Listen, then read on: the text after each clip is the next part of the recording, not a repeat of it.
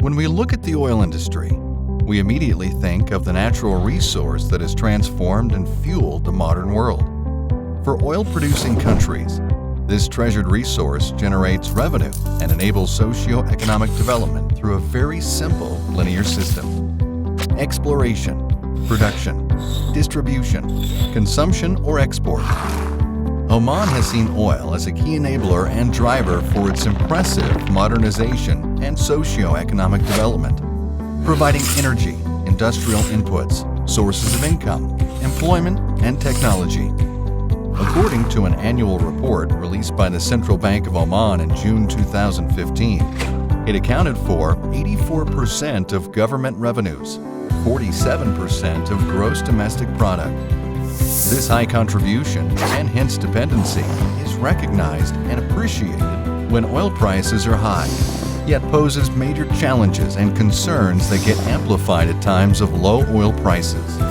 In the past decades, the price of crude oil has been fluctuating through a cycle of ups and downs, putting major pressure on government finances, planning challenges, socio-economic development, budget and fiscal management, duties to citizens and residents, with immediate and high impacts on subsidies, taxes, fuel price reforms, privatization, recruitment. If we look back at this diagram, there is much behind the story. Exploration, production, distribution, consumption, or export. This, what seems to be linear system, is pretty much driven and impacted by people, employees, society and local communities, researchers and technologists, plus those who govern the industry, government officials, decision makers, regulators, contractors, corporations.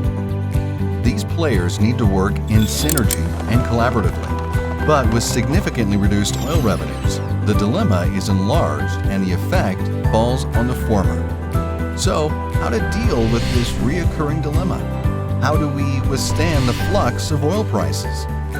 With Oman's considered and long-term approach to develop the industry, there have been great strides made in technology advancement that is world-renowned, becoming a global leader in enhanced oil recovery, recruitment, injecting jobs to build national capacities, investment, pursuing opportunities in the energy sector in Oman and abroad. But is that enough? How do we think even further down the road?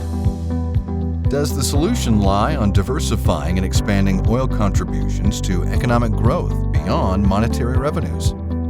Is redeploying the allocation of revenue a possibility? Take a look at one of the world's best models in managing petroleum wealth, Norway.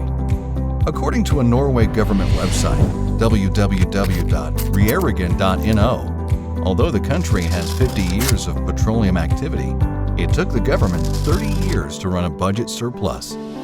Today, 2 decades after, the surplus resulting from such activity has resulted in the largest investment fund in the world.